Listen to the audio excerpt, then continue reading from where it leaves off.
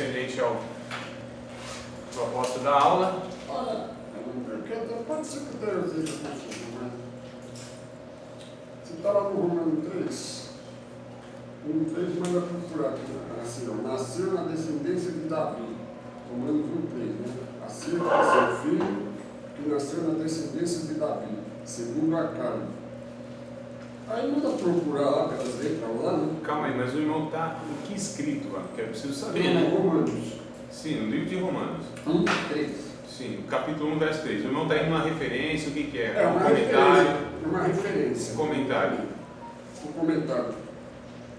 Aí você lê o versículo, manda procurar, né, que fala que nasceu da descendência de Davi. Sim. Depois manda procurar nas letrinhas lá, não é? Você sabe o que é aquelas letrinhas para você procurar? O senhor está falando de Bíblia de estudo, onde tem referências, é isso? É, a Bíblia mesmo, estou lendo a Bíblia. Sim, não, mas essas referências não fazem parte da Bíblia, irmão. Mas, Aí é uma Bíblia de estudo, são referências que colocam para facilitar essa, a gente chama mesmo de textos de referência, né?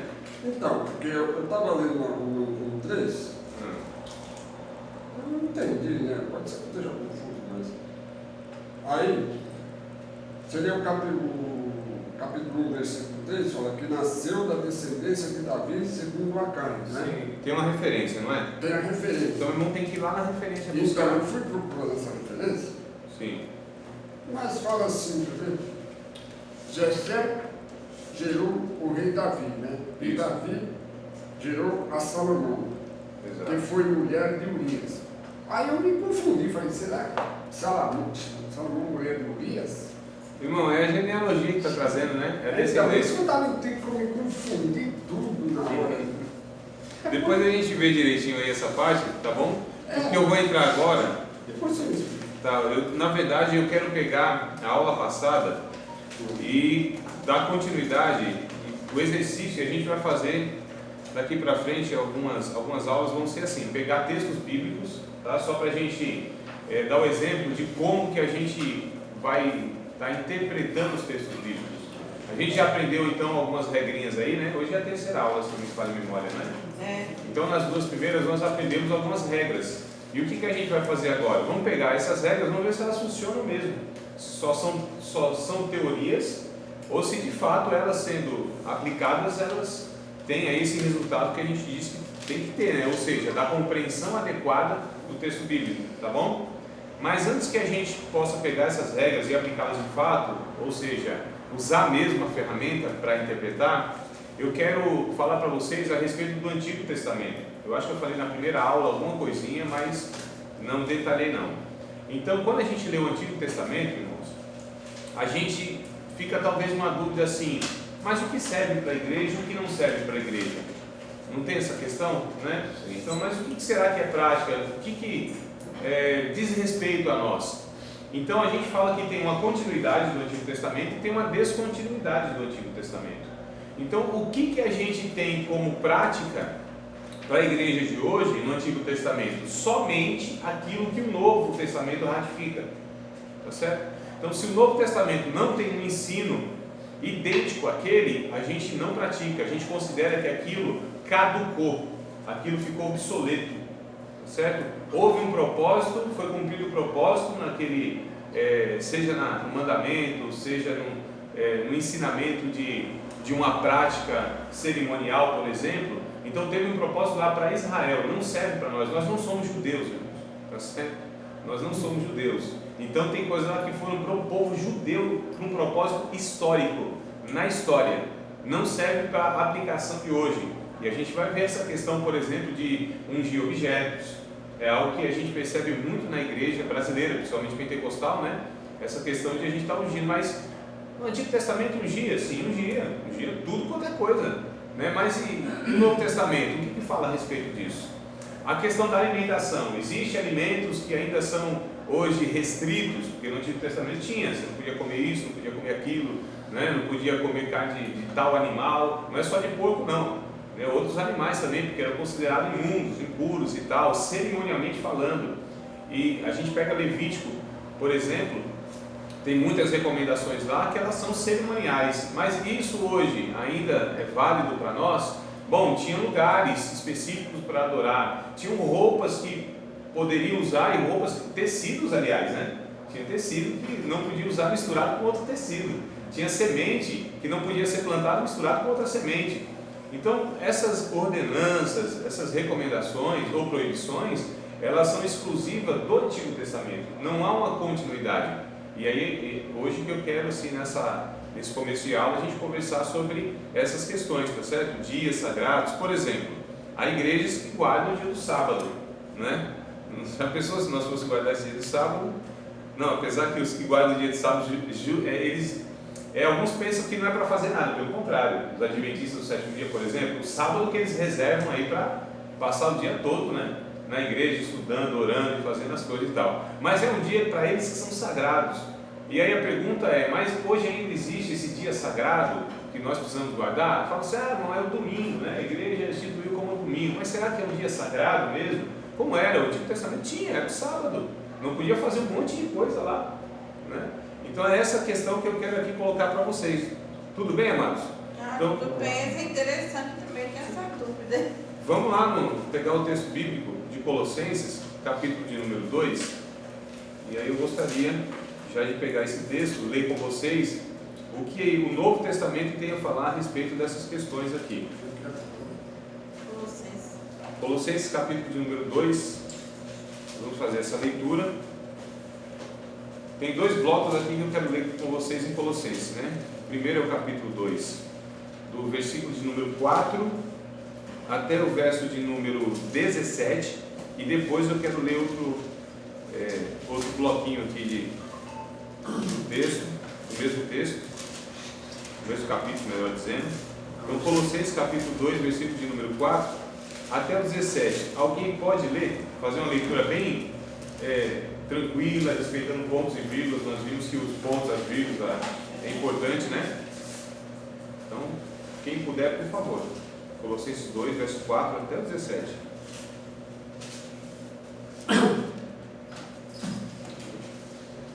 Vou falar aqui, aqui fala a advertência acerca das festas doutrinas. Das falsas, né? Mas o título e subtítulo, irmão, né? Desconsidere. Tá bom. Porque a gente aqui não sabe, já que eles não fazem parte do original, né? Pode ler, amado, por favor. E digo isso, para que ninguém vos engane com palavras persuasivas, porque ainda que seja ausente quanto ao corpo, contudo, em espírito, estou convosco, regozijando-se-me, e vendo a vossa ordem, e a firmeza da vossa fé em Cristo. Até qual mesmo? Até o 17, Marcos. Como, pois, percebeste o Senhor Jesus Cristo, assim também andai nele, arraigados e edificados, nele e confirmados na fé, assim como fostes ensinados, crescendo em ação de graça, tende cuidado para que ninguém vos pressa sua,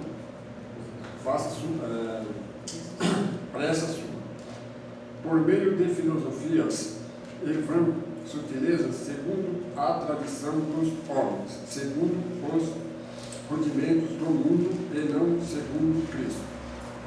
Porque nele havia corporalmente toda a plenitude da divindade. Estais perfeitos nele, que é a cabeça de todo principado e potestade, no qual também estáis circuncidados, com circuncisão não feita por mão, no despojo do corpo da carne, a circuncisão de Cristo. Sepultados com ele no batismo, nele também ressuscitasse, pela fé no poder de Deus, que o ressuscitou dos mortos.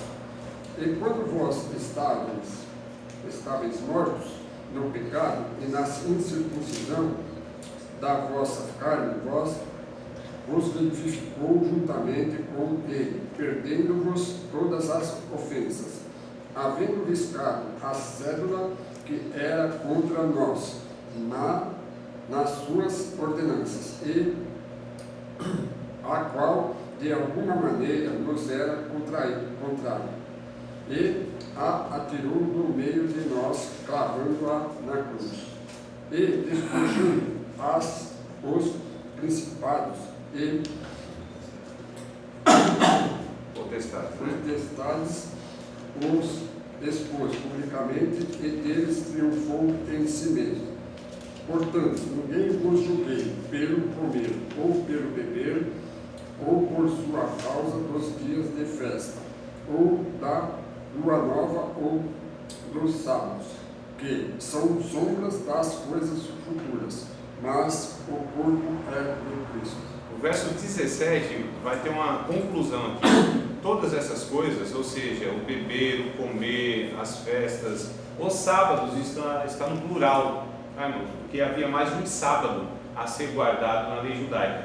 Havia o sábado chamado semanal e havia o ano sabático, né? Havia lá de 40 e 49 anos, tá certo? Seriam 7 sábados, mas no sentido de anos, né? Representativo de ano, onde a terra descansava. Então, não se semeava, a propriedade original voltava, né? Então, a pessoa, mesmo que não pertencesse a ela naquela ocasião, os escravos eram libertos, então havia esse ano sabático, né? Então, tem sábados, não é um sábado só. E aí Paulo ele vai falar aqui que esses sábados, né, não é só um, eles foram feitos como sombra daquilo que viria futuramente. Então o sábado já não é um dia a ser guardado. As comidas já não tem mais essa restrição, a gente chama de lei dietética. Então havia de fato, e isso não há mais. Então o texto aqui é muito claro. Quando a gente pega aqui o verso 20 ao 23 também, no mesmo capítulo aí, ó, se pois estáis mortos com Cristo, quanto aos rudimentos do mundo, porque vos carrego ainda de ordenanças como se vivesses no mundo, tais como não toques, não proves, não manuseis, as quais coisas todas perecem pelo uso segundo os preceitos e doutrinas dos homens, as quais têm na verdade alguma aparência de sabedoria, em devoção voluntária, humildade e em disciplina do corpo, mas não são de valor algum, senão para a santificação da carne.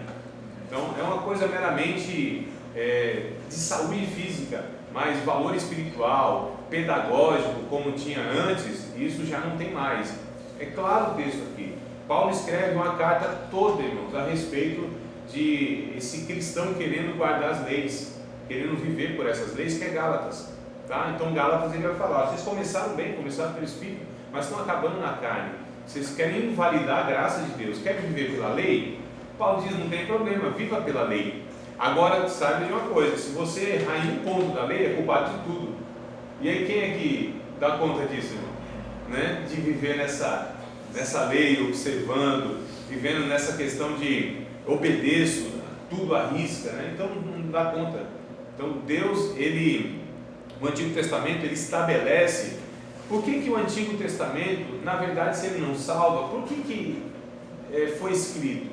Justamente, irmãos, para nos mostrar que nós somos incapazes de agradar a Deus pela obediência. O ser humano não tem essa condição.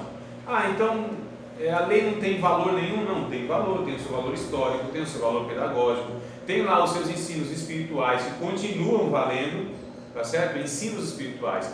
Agora sim, a gente chama, não é que tem mais de uma lei na lei, é que tem aspectos diferentes da lei. Por exemplo, existem ordens que são para cerimônia, né? Então a gente chama de lei cerimonial. Existem ordens lá que é no âmbito social, uma organização como o povo de Israel deveria viver. Então é uma lei chamada civil, a lei social. E existe aquela lei moral e ética. A lei moral e ética não mudou, porque Deus não muda nesse aspecto moral e ético. Ele é uma coisa só, né? Agora na questão de organização civil e cerimônias para se aproximar de Deus, isso foi transitório, tá certo? Isso teve a sua ocasião naquele tempo e hoje para nós não serve mais. Fica no mínimo esquisito, né, irmão? Um cristão querer se comportar como um judeu, né? A gente vê colocando kippah na cabeça, deixando aquela barbazona e tal, colocando talit, né? É um absurdo. A gente vê aquela igreja que tem lá o seu templo lá na Celso Garcia. Então o pastor, ele hoje, quando olha para ele, você vê um rabino. Então são coisas assim que não tem sentido. A igreja cristã rompeu com isso, aliás, né? O cristianismo, ele rompeu com o judaísmo. O judaísmo é uma religião. O cristianismo nem religião não é, melhor dizendo, é uma proposta de Deus de vida. Então a gente percebe que o Antigo Testamento, os pregadores da chamada teologia da prosperidade, eles pegam um texto muito interessante que é o Deuteronômio capítulo 28, não é? Então, se é que se ouvires a minha voz e obedeceres meus mandamentos, então te abençoarei na terra que fores, bendito será a tua amassadeira, bendito serão os teus animais, e bendito serás onde fores, serás chamado pelo meu nome, te colocarei por cabeça e não por causa, emprestarás a muita gente e não tomarás emprestado. É boa essa mensagem, eu acho. Melhor que isso. Agora, esse texto não se aplica, irmãos, tá certo? A igreja cristã é algo que teve lá o seu valor para Israel, não é hoje aplicado. Agora, eu posso extrair princípios e alguns valores lá do texto? Sim, posso. Agora, falar que se de fato a pessoa, Deus vai abençoar se obedecer aqueles mandamentos, porque se é verdade, por que a gente não prega mais para frente um pouquinho do mesmo capítulo, que é o 28? Quer dizer, e se não fizer? Aí vai ser amaldiçoado, aí Deus vai mandar praga, aí Deus não é? Então por que não se prega tudo? Porque a gente não é honesto teologicamente quando se quer pegar esses textos assim do Antigo Testamento para aplicar à igreja. Então é lógico, o Antigo Testamento, quando o Novo Testamento ratifica, a gente aplica. Jesus veio para tirar de vigor a lei? Não, ele disse que não. Ele disse, eu não vim abrogar a lei, eu vim cumprir a lei. Então Jesus cumpre a lei e ressignifica a lei. Entende, irmão? Ele deu um novo significado à lei. Ele disse, vocês não ouviram o que os antigos disseram? Né? Assim, assim, assado, eu porém vos digo. Em verdade vos digo. Então ele ressignificou a lei. Ele cumpre a lei, ele ressignifica a lei. Tá certo? Então a gente precisa ter essa clareza aí. Senão a gente pega esses textos do Antigo Testamento, irmãos, e aí quer aplicar a igreja assim, sem fazer essa distinção entre Antigo e Novo Testamento, entre ordens de Deus para o povo de Israel e ordens de Deus para o seu povo hoje, que é constituído de judeus e gentios. Então a gente precisa fazer essa distinção muito clara. Igrejas, irmãos que leem muito, pregam muito, extraem muito o Antigo Testamento sem fazer o link com o Novo Testamento, possivelmente vai cair em erros doutrinários, teológicos e consequentemente de prática, tá? Então a gente precisa ter muito cuidado com essas questões aí. Tudo bem, amados? Tudo ótimo. Tranquilo? Então vamos lá. Eu tive que ver aquele livro que você falou do pensamento, que diz que eles falam que muitas pessoas fazem pregação, mas na hora que está fazendo a pregação, ela não vai naquele assunto que está escrito no Novo Testamento, já vai para Jesus, ela sai para Jesus. Não, no Antigo, né? É, Antigo. no Antigo. Sim. Não, está falando do Antigo, não falou do Novo? Não, no Antigo. Dentro do Antigo? Você falou, eu li aquele livro lá, né? E é verdade, né? Que a pessoa às vezes está falando de... Eu não lembro o nome de quem, aí a pessoa já muda o assunto, que fala assim que... Deixa eu ver aqui. Que Esdra... Eu não lembro, estava em pé, em frente... Tinha 12 pessoas em frente do lado dele, já dizia que a pessoa pensava que era Jesus, quer dizer que já estava influindo Jesus. Eu não sei se Está meio confuso aí, né? mas nós vamos, eu entendi que nós vamos abordar essa questão depois da pregação, né? Como que a gente elabora a pregação, porque ela precisa ter uma mensagem, né? A pregação precisa ter uma mensagem, precisa transmitir alguma coisa clara, precisa ter um início, precisa ter um desenvolvimento, precisa ter uma conclusão. Então a gente vai chegar aí, né, nessa questão. Mas a verdade é que todo o ensino da Bíblia deve convergir na pessoa de Cristo, né? Ou seja, tudo que a Bíblia ensina deve de alguma maneira apontar para Cristo, sejam as doutrinas, sejam os mandamentos, seja o que for. Então a finalidade última da Bíblia é levar a pessoa a Cristo, a conhecer a Cristo, a se relacionar com Cristo, a estimulá-lo a imitar a Cristo na sua vida. Então a gente vai chegar aí eu ainda estou aqui sobrevoando, né? A gente ainda não aterrissou não para chegar nessas questões. O que eu quero fazer agora com vocês é pegar alguns textos que eu percebo que é muito falado na igreja de uma forma errada, tá certo? Então nós falamos já de Filipenses 4:13, não foi na aula passada? Quem lembra? Foi? É isso mesmo? Nós comentamos. 4:13, onde era pego aquele texto isolado, né? Posso todas as coisas naquele que fortalece? Então vamos continuar fazendo. Então foi duas anteriores. Já faz, ó. 2 feriados aí. Um feriado na primeira, né? Então, o que acontece? Vamos lá, vamos fazer esse exercício de pegar esses textos que eu percebo que é muito falado, e aí a gente vai ver se de fato tem esse significado que colocam neles, né? Então eu vou pegar aqui o primeiro, que é Mateus. Vocês sabem de cor isso aqui, não preciso nem pegar a Bíblia, irmão, eu tenho certeza. Mateus 7, verso 7 até o 11, que diz: pedir, completem.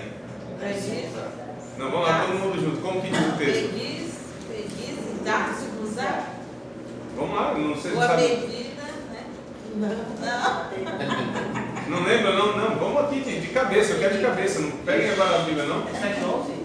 É? Capítulo É falar pedir, dar-se-vos-á, bater, abrir-se-vos-á.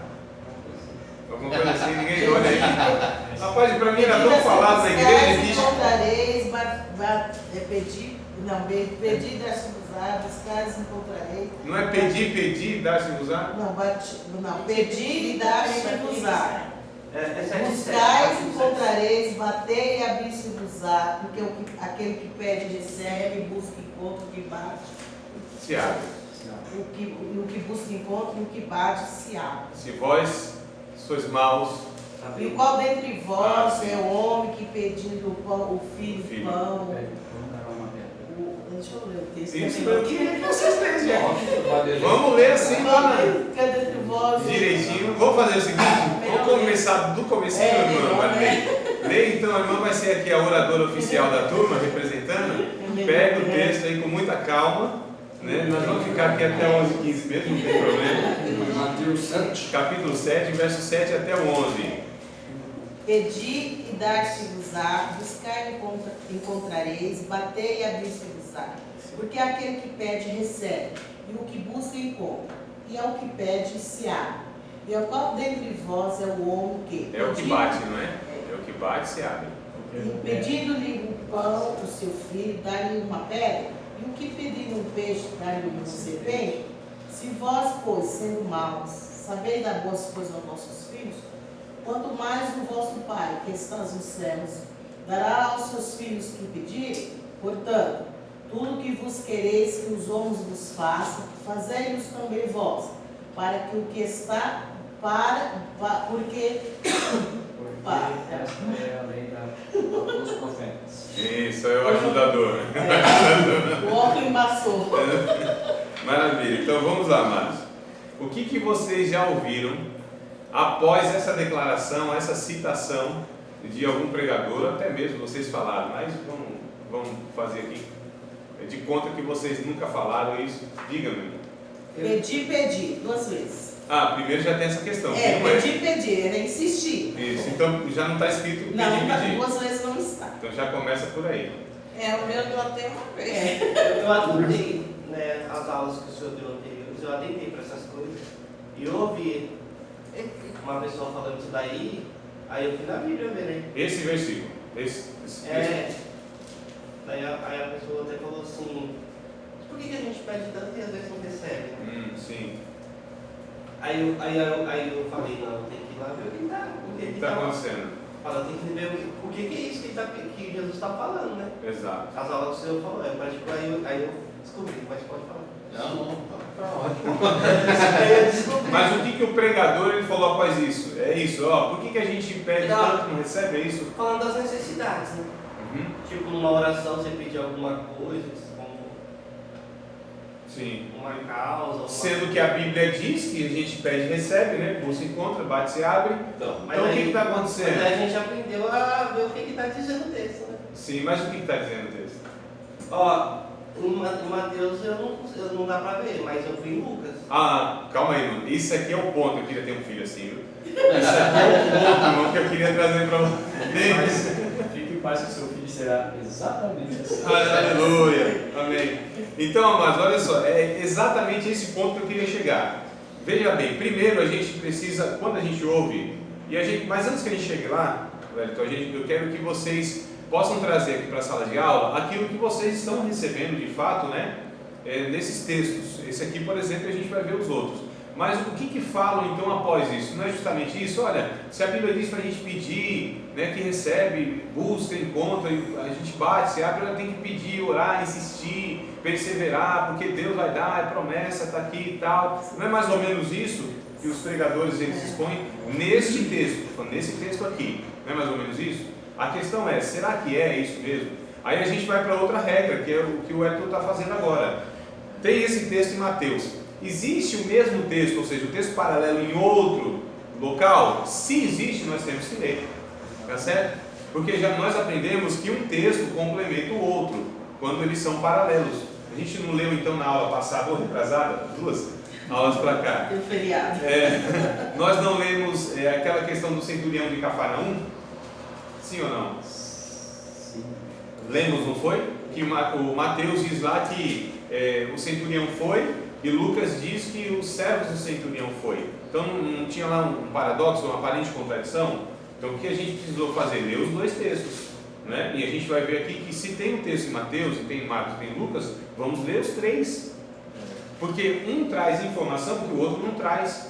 Um tem um detalhe que o outro não tem. E aí com certeza eles vão se complementarem. Tendo mais informações a respeito do mesmo texto, da mesma ocasião, nós temos mais materiais para tirar uma conclusão adequada, irmãos. Porque está nesse texto de Mateus nos faltando um detalhe. E esse detalhe é que vai fazer toda a diferença. Vocês percebem? Isso é regra. Tem que fazer isso, irmãos.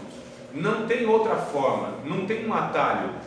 É mais fácil eu ler um só, tirar a minha conclusão, mas a gente aqui não está procurando facilidade. A gente quer procurar de fato o sentido exato do texto bíblico, o ensino exato desse texto.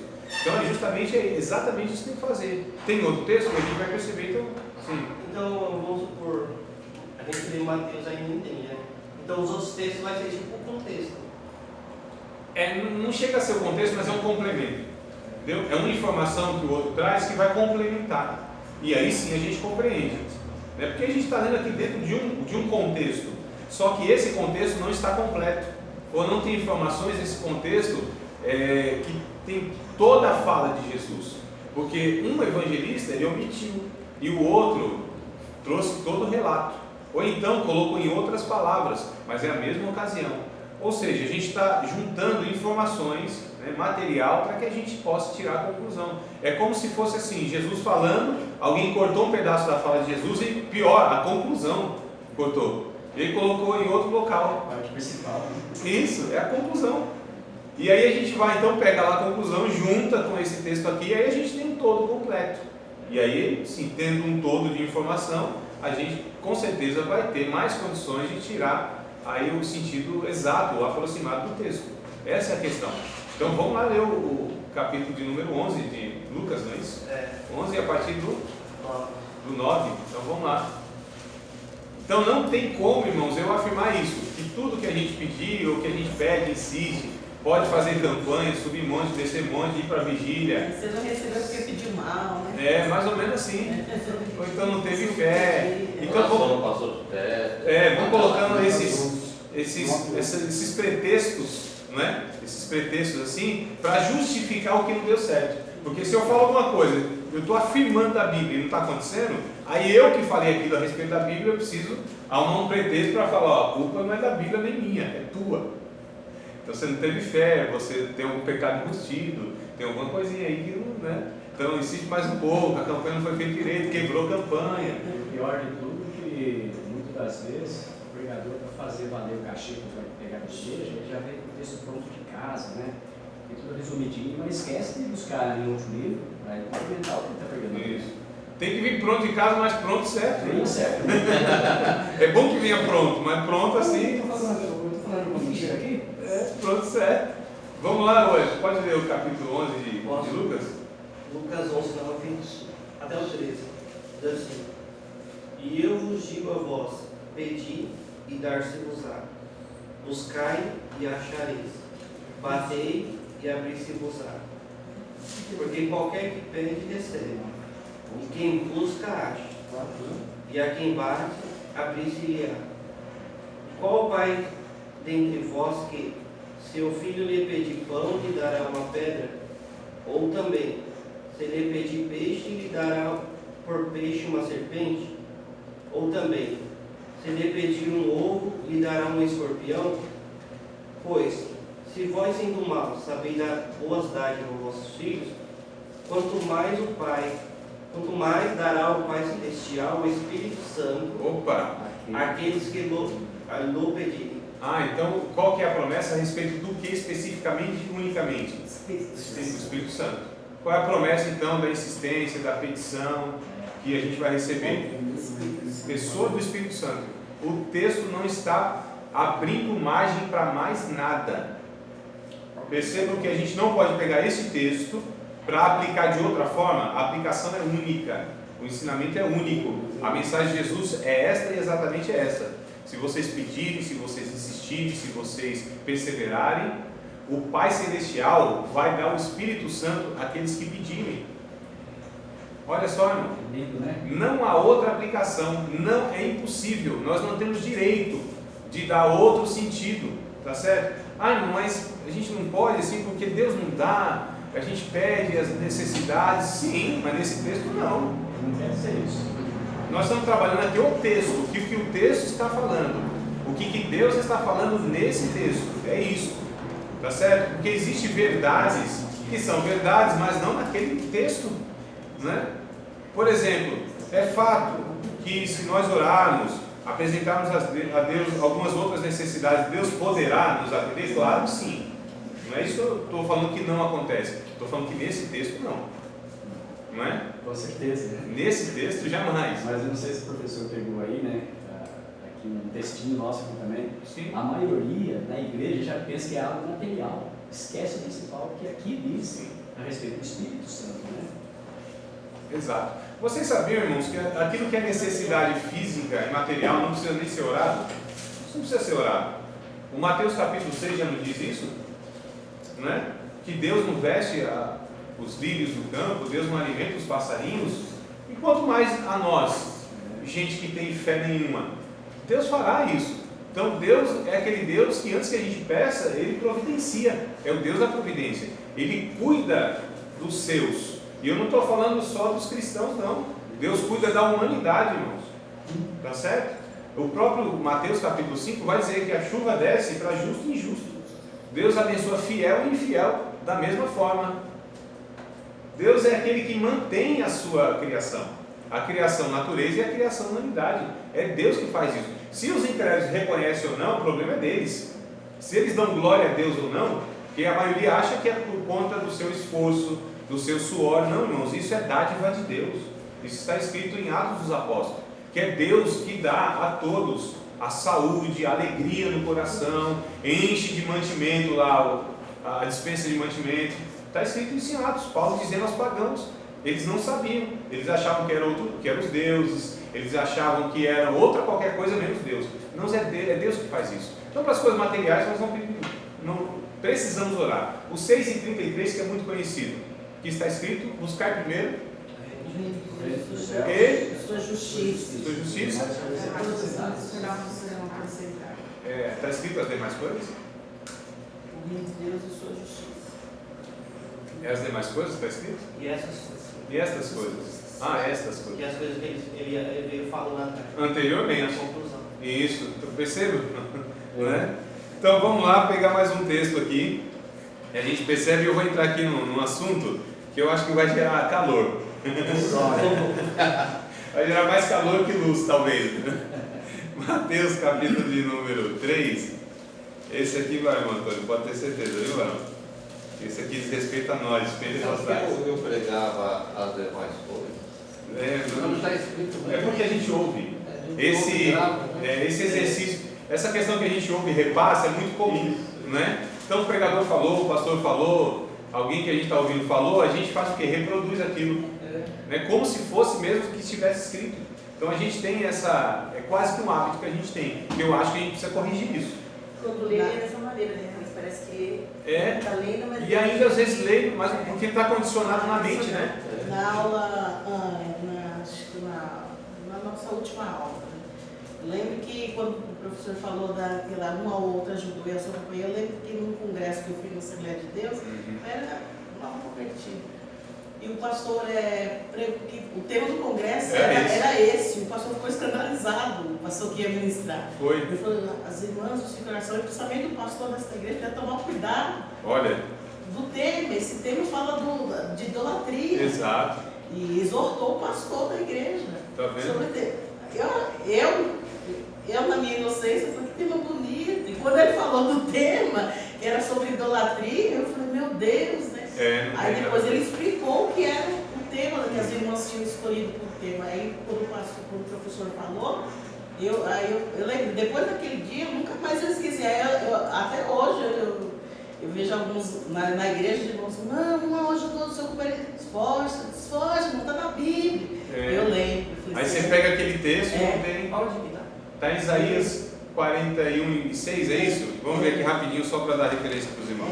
Uma ou outra ajuda seu companheiro. Aí tem 6. Não sei, meu irmão, deixa eu conferir aqui antes que você anote aí errado. Hein, professor, esse texto de Mateus aqui, eu falava isso, né? Das demais coisas do Senhor. 41:6 mesmo, tá? Uma ou outra ajudou o seu companheiro, disse esforça-te, né? Mas aqui está inclusive 7, ó. E o artifício animou ourives, e o que alisa com o martelo, o que bate na safra, dizendo a coisa soldada, boa é, então com pregos, afirma para que não venha mover-se. Mas antes também está falando que de fato são duas pessoas fazendo imagem de escultura para adorá-la, né? Então assim, o contexto, como o Jó 41:22, eu acho que eu também disse numa aula anterior, já estou usando a aula anterior, que é qualquer um que ficou para trás. Na presença dele, até a tristeza salta de alegria, falei desse texto também, lembra? Então, quando é pego esse texto aqui, fala, não tem nada a ver. Estão confundindo lá o Deus com um animal, um jacaré, né? Então é bem ruim confundir Deus com um crocodilo. Jó 41:22, na presença dele até a tristeza salta de alegria. Mas dele quem? Quem é esse ele? Esse ele é justamente o animal que eles adoravam, tinha aquele ritual e etc. Então vamos pegar aqui o Mateus capítulo 3, verso de número 10, 11, 12, e aí nós vamos fazer o que? Pegar os textos paralelos, tá bom? Mateus capítulo 3, depois nós vamos pegar Marcos capítulo de número 1, com muita calma, sem pressa nenhuma, eu vou ler os 4, depois volto nos 4 textos que eu vou ler. Então, Mateus capítulo de número 3, verso 10 ao 12, depois eu vou para Marcos capítulo 1, depois eu vou para Lucas capítulo 3, e depois eu vou lá para Atos dos Apóstolos. Mas vamos primeiro para Mateus com muita calma. Todos acharam? Gostaria que todos acompanhassem. E também agora está posto o machado à raiz das árvores. Toda árvore, pois, que não produz bom fruto, é cortada e lançada no fogo. E eu, em verdade, vos batizo com água para o arrependimento. Mas aquele que vem após mim é mais poderoso do que eu. Não sou digno de levar as suas sandálias. Ele vos batizará com o Espírito Santo e com fogo. Em sua mão tem a pá, limpará a sua eira, recolherá no celeiro o seu trigo, e queimará a palha com fogo que nunca se apagará. Vamos para o texto paralelo, que é Marcos, capítulo de número 1, versículo de número 7 e 8. Marcos, capítulo de número 1, verso de número 7 e 8. Vamos lá ler o texto. Posso ler, amados? Amém. E pregava dizendo, após mim vem aquele que é mais forte do que eu, do qual não sou digno de, abaixando-me, desatar a correia das sandálias. Eu, em verdade, tenho vos batizado com água, ele, porém, vos batizará com o Espírito Santo. Ponto. Lucas, capítulo de número 3, verso de número 16 e 17. Lucas 3, 16 e 17. É o mesmo texto, é a mesma passagem, é o texto paralelo. Então, diz assim, verso de número 16. Respondeu João a todos, dizendo, eu, na verdade, batizo-vos com água, mas eis que vem aquele que é mais poderoso do que eu, a quem eu não sou digno de desatar a correia das sandálias. Este vos batizará com o Espírito Santo e com fogo. Ele tem a pá na mão, limpará a sua eira, juntará o trigo no seu celeiro, mas queimará a palha com fogo que nunca se apaga. Vamos lá para Atos dos Apóstolos, capítulo de número 11, verso de número 15 e 16. Atos 11, 15 e 16. E quando comecei a falar, caiu sobre eles o Espírito Santo, como também sobre nós ao princípio. E lembrei-me do dito do Senhor, quando disse, João certamente batizou com água, mas vós sereis batizados com o Espírito Santo. Ponto. O que os irmãos, observando aqui, perceberam nesses 4 textos? Um de cada vez, todo mundo assim junto, dá confusão. O que vocês perceberam na leitura? Elas estão idênticas? Elas são iguais? É que lá está falando com fogo, né? Não tem fogo. Não tem fogo. Só tem Espírito Santo, né, irmão? O Espírito Santo não é suficiente, tem que ter o fogo, né? Amados, o que a gente ouve então a respeito desse texto? Que Deus, Jesus, ele batizará com o Espírito Santo e com fogo. A gente não faz referência ao batismo com o Espírito Santo, com evidências de línguas e tudo mais? Basicamente é isso ou eu estou errando muito? Não é isso, irmão? É isso mesmo. Não é? A minha pergunta é, esse fogo representa então essa ação do Espírito Santo? Essa é a pergunta que deve ser feita aqui, nessa ocasião. Ah, irmão, mas Atos dos Apóstolos, né? Capítulo de número 2, cumprindo-se o dia de Pentecostes, estavam todos reunidos no mesmo lugar, assentados, e de repente veio do céu um som como de um vento veemente e impetuoso, encheu toda a casa que estavam assentados, e foram vistos por eles línguas repartidas como que de fogo, pousar sobre cada um deles, e todos foram cheios do Espírito Santo. Verso 1 ao 4. Então aí, irmão, o fogo não é o símbolo do Espírito Santo? Em Atos 2 sim, aqui não. Sim.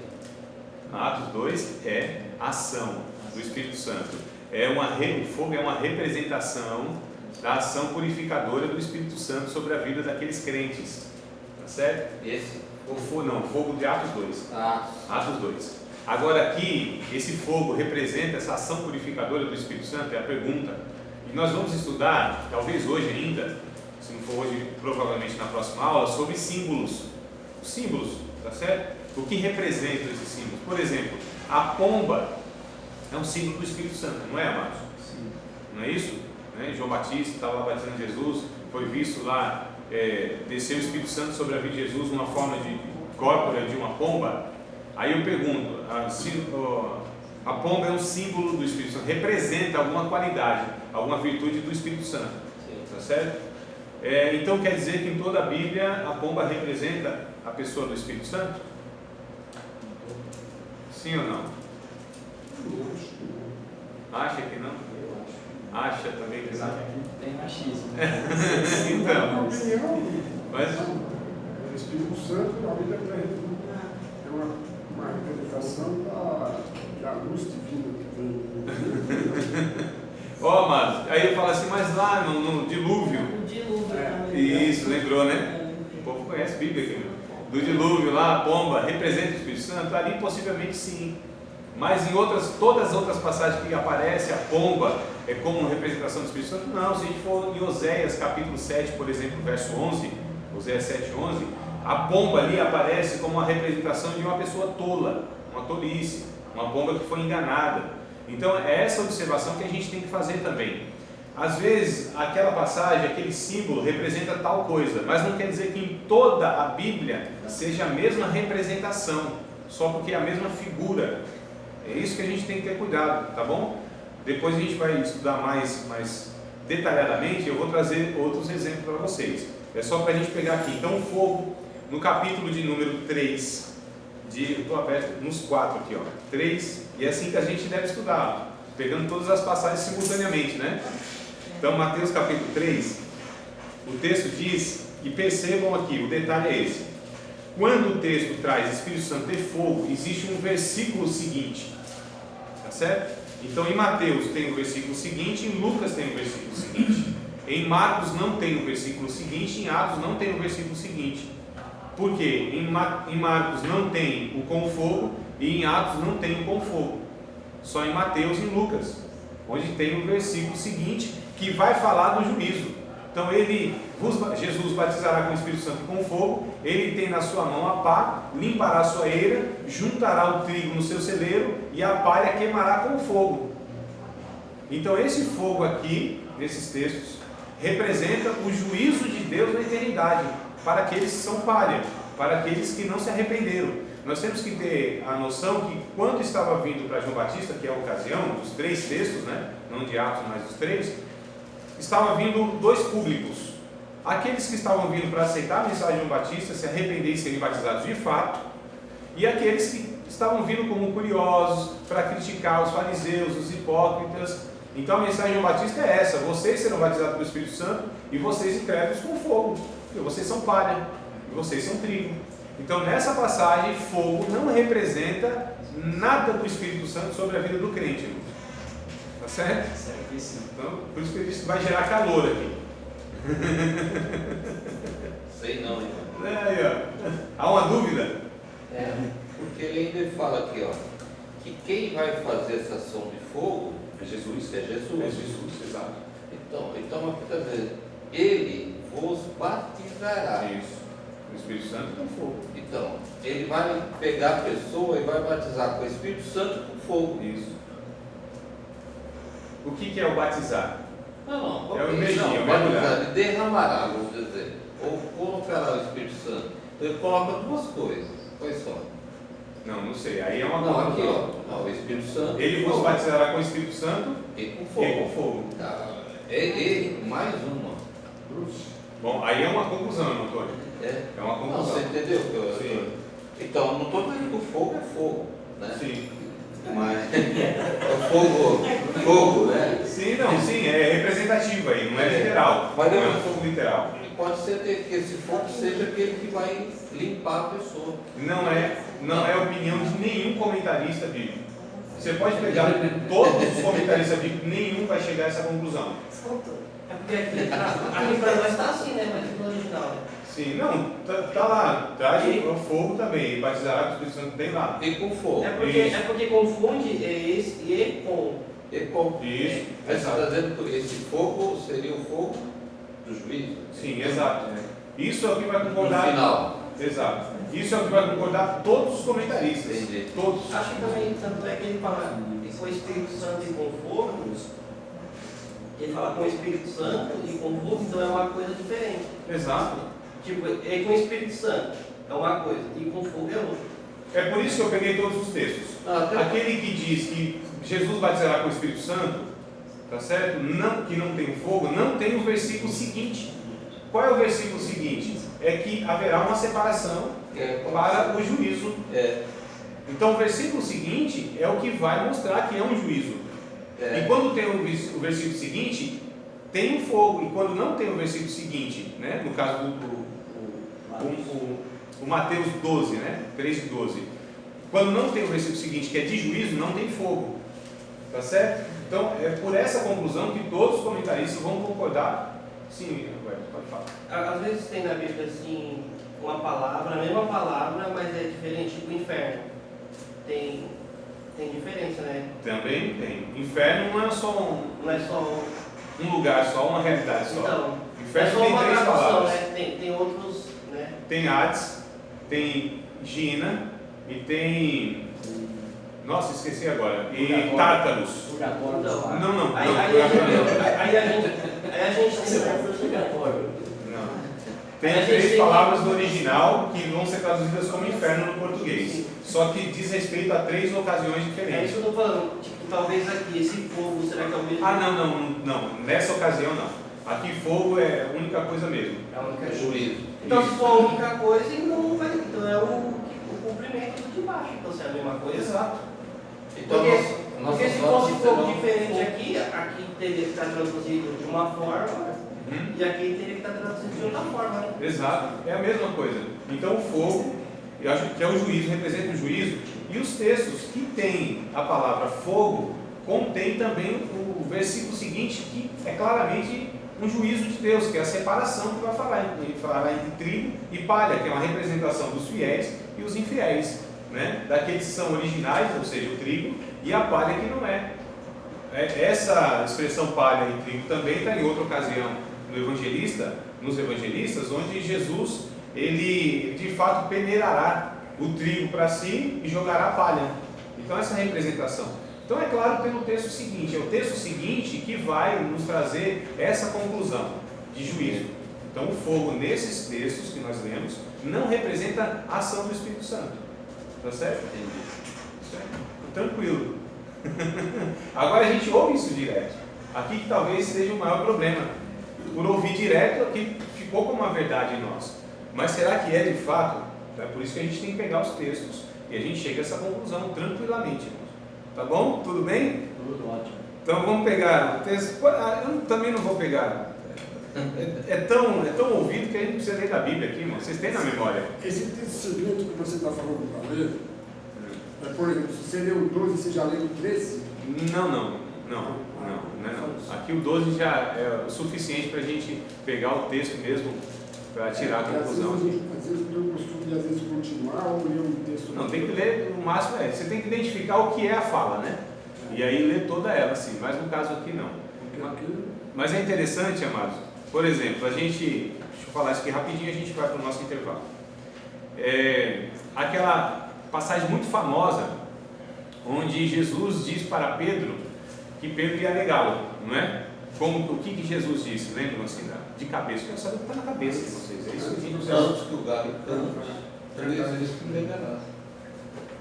É isso, todos concordam? Antes que o galo cante, 3 vezes. 3 vezes você negará. Então todo vai falar que o galo canta 3 vezes, né? E o galo cantou 3 vezes ou foi Pedro que cantou 3 vezes? Ou negou 3 vezes?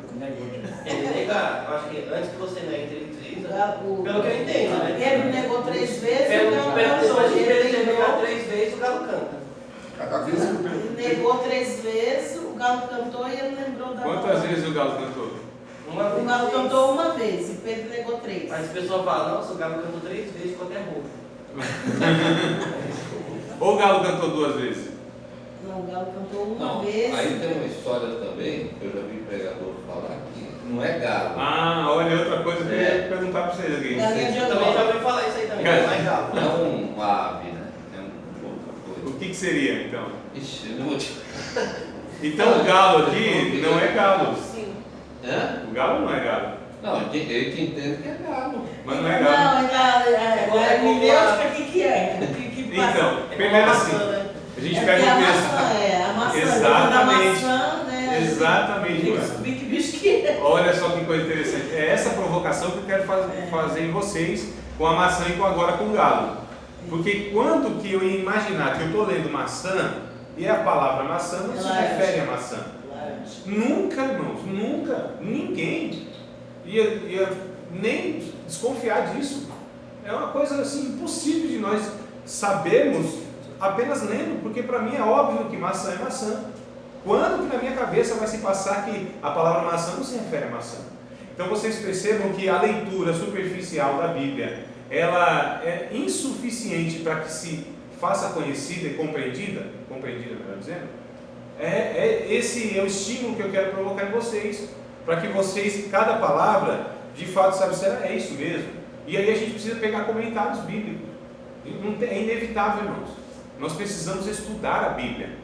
Uma leitura superficial não é suficiente para a compreensão da Bíblia, senão a gente vai fazer tudo isso que a gente faz, ou seja, trazer da nossa imaginação, daquilo que a gente entende, que é o que está na nossa cabeça. Está na minha cabeça que a palavra maçã é maçã. Não, mas se outras pessoas já falaram para nós que é assim. Agrava mais ainda por causa disso, porque nos ensinaram também. Nunca, quer dizer, eu já sirvo ao Senhor há quase 30 anos. Desses meus 30 anos, eu nunca fui ensinada que maçã não é maçã. Podia servir 100 anos, se não fosse ensinada, ia ficar com 100 anos, servindo a Deus e lendo a Bíblia, achando que era aquilo. Maçã é maçã. Então vocês vejam a importância de nós estarmos estudando a Bíblia sistematicamente, organizadamente, propositadamente. Então vamos lá. Primeiro, o texto de Mateus 26 e capítulo 14 de Marcos são 2 textos paralelos, inclusive um complementa o outro, né? E antes que o galo cante, 3 vezes me negará, né? Aí o texto de Marcos vai completar: antes que o galo cante 2 vezes, 3 vezes me negarás. Tudo bem, até aí já solucionamos o negócio. Mas o galo era galo? O galo não era galo, o galo animal. Era impossível que em Jerusalém houvesse galinheiro, tá certo? O galo, ou a galinha, é um animal que na lei é proibido, é imundo, unhas fendidas, cisca para trás. Então é um animal na lista dos imundos, não podia ter em Jerusalém. Em Jerusalém não tinha. O galo era conhecido por uma corneta ou um sinal que se dava para anunciar as vigílias da noite. Então, primeira vigília tocava, segunda vigília tocava, terceira vigília tocava. Ué, meio-dia não toca o tal do badalo? Sim. O sino do, né? Então não é estranho isso para nós. A gente tem ainda em alguns locais e tal, aqui pertinho no Bonfim, lá meio-dia, tá lá, né, no Parque das Nações ali, tá tocando lá o badalo. Então era mais ou menos isso. Então o nome desse sinal, dessa corneta aí, era chamado de galo. Agora, quando que eu estou lendo galo e não é galo, fala, não, mas o que isso tem a ver com a minha salvação? O que isso vai influenciar na minha eternidade? Nada. Mas eu estou trazendo essas curiosidades, isso aqui é mais curiosidade, tá? Não, mas tem um sentido. Sim, tem. Você está ensinando errado. Exato, tem essa questão. Isso aqui, algumas das vezes, irmão Antônio fala assim, irmão, mas é um erro que não vai implicar na minha salvação. Tudo bem, mas e se é um erro que estão ensinando, que de fato vai me trazer uma compreensão errada a ponto de eu viver muito mal diante de Deus e até mesmo implicar na minha eternidade? Aqui que é o ponto. Então é por isso que eu já estou trazendo essas curiosidades para alertar, acender uma luz na cabeça de vocês, para opa, então calma aí, cada ponto a gente vai ter que prestar atenção, ser prudente antes de tirar a conclusão. E quando nós ouvimos de alguém alguma coisa, nós temos que ter cautela para abraçar aquilo como verdade. Pode ser quem for, pode ser o professor, inclusive, ensinando. Eu sou passível de erro. O pastor é passível de erro. O pregador é passível de erro. Não é porque uma pessoa erra que ela também a gente vai desconsiderá-la. Nós somos responsáveis para peneirar tudo que nós ouvimos, irmãos. É o exercício que os bereanos fizeram. Nossa, a Bíblia está claro lá. Paulo pregava, mas os bereanos tinham a cautela e a prudência, e é por isso que a Bíblia vai dizer que eles eram mais nobres do que os irmãos lá de Tessalônica. Ou seja, Paulo pregava, falava, e eles aceitavam tudo que Paulo era. Paulão, né? O apóstolo, irmão, mas é o André, professor de teologia. Ah, mas é o pastor Naldo, o pastor que a gente considera que é um homem sério, mas é o pastor de vocês lá e tal. Não importa, irmãos, não importa. A gente não pode confiar cegamente nas pessoas que falam. Nós temos que duvidar, no sentido, entenda assim, duvidar não desrespeitosamente, não dando crédito, não dizendo que essa pessoa não sabe nada, mas duvidar saudavelmente, para que a gente possa então ter cuidado em abraçar verdades, porque muitas vezes nós estamos abraçando a palavra de Deus como sendo palavra de Deus e não é palavra de Deus. Ah, mas citou Bíblia, mas você viu que falou da Bíblia e trouxe às vezes até uma explicação, né? Mas nem toda explicação ela é correta. Aí ainda tem esse agravante, porque tem gente que é impressionante, ele pega texto bíblico ainda, fala isso aqui e tal, e fala, nossa, olha, é verdade, me convenceu. Nem sempre que nós somos convencidos na cabeça, de fato, a Bíblia ela está dando margem para aquela conclusão e afirmação, não é? Então percebe como o negócio é um pouquinho mais complicado, irmão? Um pouquinho mais trabalhoso, né? E depois dessa a gente vai para os nossos comerciais. Oi? O galo? Porque colocou a palavra galo. Porque era o nome. Sim. Porque era o nome da trombeta, era galo. Ah, não da trombeta. Sim, era galo. E foi relatado aquilo. Para eles não tinha essa necessidade dessa explicação. Eles sabiam que o galo, lá os primeiros leitores, que galo não era animal, eles sabiam. Então não havia necessidade deles explicarem tudo isso. Que necessidade havia? Qual é a necessidade que os primeiros leitores têm de hermenêutica? Nenhuma. Quem tem a necessidade de hermenêutica? Nós, que estamos 2000 anos depois, que estamos em outra cultura, que temos outra mentalidade, né? Agora haverá uma necessidade daqui 2000 anos, de repente, de alguém pegar alguma coisa que eu, André, escrevi, dizendo assim, o Wellington é um perna de pau, porque ele vai ler e fala assim, bom, então quer dizer que esse sujeito chamado Wellington, ele tinha uma perna de pau. É assim que ele vai concluir, irmãos. Mas na nossa cultura, perna de pau não quer dizer, e não é literal aquilo. Então percebe que a gente vai estudar essa linguagem, que a Bíblia tem alegórica, literal e figurada. Então isso aqui é literal, deve ser considerado exatamente como está escrito? Depende, vamos ver o texto. Mesma coisa aquele da agulha. Eu estava pensando nele agora. Ele fala para o professor. Pronto, então depois dos comerciais. É uma agulha mesmo, né? Que é uma... Depois dos comerciais nós vamos entender. Eu estava pensando agora. Estava pensando agora. Pode fazer, meu irmão. Para ter um estudo bom aí seria conveniente, então seria você pesquisar a cultura daquele povo naqueles anos. Exatamente, perfeito. É isso que eu estou falando desde a primeira aula. Não, porque eu tenho um costume, sabe? É. É que eu, aquela hora eu estava até passando mal, que parecia que aquilo... Não, mas é exatamente isso. Não, mas- mas você viu que eu estava meio vermelho, que... Não, Mas- mas Sim. um problema lá. Muito bom. Mas, porque eu tenho o costume, Sim. que eu fico lá, eu fico uma hora ali na biblioteca pesquisando livros de cultura hebraica,